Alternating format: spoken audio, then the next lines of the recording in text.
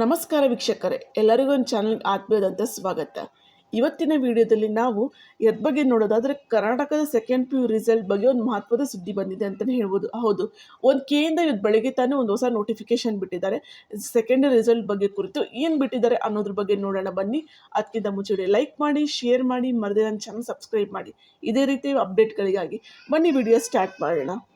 ಯಾರೆಲ್ಲ second P U ರಿಸಲ್ಟ್ಗೋಸ್ಕರ ಕಾಯ್ತಿದ್ರು ಅವರಿಗೆಲ್ಲ ಒಂದು ಬೇಜಾರಾಗೋ ಸುದ್ದಿ ಅಂತಲೇ ಹೇಳ್ಬೋದು. ಯಾಕಪ್ಪ ಅಂತಂದರೆ ಸೆಕೆಂಡ್ ರಿಸಲ್ಟ್ನ ಪೋಸ್ಟ್ಪೋನ್ ಮಾಡಲಾಗಿದೆ. ಯಾಕೆ ಪೋಸ್ಟ್ಪೋನ್ ಮಾಡಲಾಗಿದೆ ಅನ್ನೋ ವಿಡಿಯೋದಲ್ಲಿ ನೋಡೋಣ ಬನ್ನಿ. ಫಸ್ಟ್ ಏನು ನೋಟಿಫಿಕೇಶನ್ ಬಂದಿತ್ತು KE ಅವರಿಂದ ಅಂತಂದರೆ ಇದೇ ಏಪ್ರಿಲ್ 7 ಅಂದರೆ ಇವತ್ತು ಏಪ್ರಿಲ್ ಮಂಗಳವಾರ ಅಂದು ರಿಸಲ್ಟ್ ಬರುತ್ತೆ ಅಂತ ಹೇಳಿದರು. 11 ಗಂಟೆಯಿಂದ 3 ಗಂಟೆ ಒಳಗಡೆ ರಿಸಲ್ಟ್ ಬರುತ್ತೆ ಅಂತ ಹೇಳಿದರು. ಆದರೆ ರಿಸಲ್ಟ್ ದಿನ ಪೋಸ್ಟ್ಪೋನ್ ಮಾಡಿದ್ದಾರೆ. ಯಾಕೆ ಅನ್ನೋದ್ರ ಬಗ್ಗೆ ನೋಡೋದಾದರೆ ಇವು ನೋಡ್ಬೋದು ಇಲ್ಲಿ. ರಾಜ್ಯ ವಿಧಾನಸಭಾ ಉಪಚುನಾವಣೆ ಹಿನ್ನೆಲೆಯಲ್ಲಿ ನಾಳೆ ಪ್ರಕಟವಾಗಬೇಕಿದ್ದ ದ್ವಿತೀಯ PUC ಫಲಿತಾಂಶವನ್ನು ಅಧಿಕೃತವಾಗಿ ಮುಂದೂಡಲಾಗಿದೆ. ಚುನಾವಣೆ ನೀತಿ ಸಂಹಿತೆಯಿಂದ ಈ ನಿರ್ಧಾರ ಕೈಗೊಳ್ಳಲಾಗಿದೆ.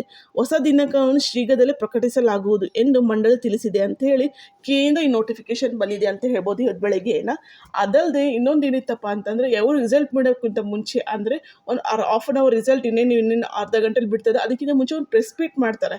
ಆ ಪ್ರೆಸ್ ಮೀಟಿನ ನೋಟಿಫಿಕೇಶನ್ ಸತನು ಎಲ್ಲರಿಗೂ ಒಂದು 3-4 ದಿವಸದಿಂದ ನೋಟಿಫಿಕೇಶನ್ ಹೋಗಿರುತ್ತೆ. ಆ ನೋಟಿಫಿಕೇಶನ್ ಸತನು ಹೋಗಿಲ್ಲ. ಹಿಂಗೆ ಬರ್ರಿ ಎಲ್ಲರೂ ಕರೀತಾರಲ್ಲ ಪ್ರೆಸ್ ಮೀಟಿಂಗ್ ಬಗ್ಗೆ ಮೀಡಿಯಾದವ್ರನ್ನ ಎಲ್ಲರನ್ನೂ ಆ ನೋಟಿಫಿಕೇಶನ್ ಸತನು ಹೋಗಿದ್ದಿಲ್ಲ.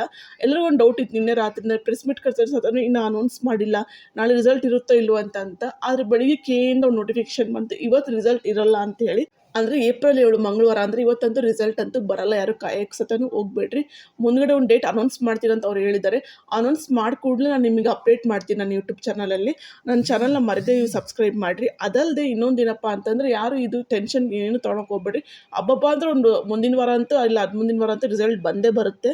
ಅಲ್ಲಿವರೆಗೂ ಏನು ಟೆನ್ಷನ್ ಇಲ್ಲದೆ ಕಾಮಕ್ಕೆ ಕಾಯಿರಿ, ರಿಸಲ್ಟ್ ಬರುತ್ತೆ. ಅದಲ್ಲದೆ ಇದು ಕೂಡ ನಿಮ್ಮ ಫ್ರೆಂಡ್ಶಿಪ್ ಸತನು ಶೇರ್ ಮಾಡಿ, ಯಾರು ರಿಸಲ್ಟ್ ಬರುತ್ತೆ ಅಂತ ಕಾಯ್ತಿರ್ತಾರೋ. ಇದೇ ರೀತಿ ಅಪ್ಡೇಟ್ಗಳಿಗಾಗಿ ಮಧ್ಯಾಹ್ನ ಚಾನಲ್ನ ಸಬ್ಸ್ಕ್ರೈಬ್ ಮಾಡಿ. ಬಾಯ್.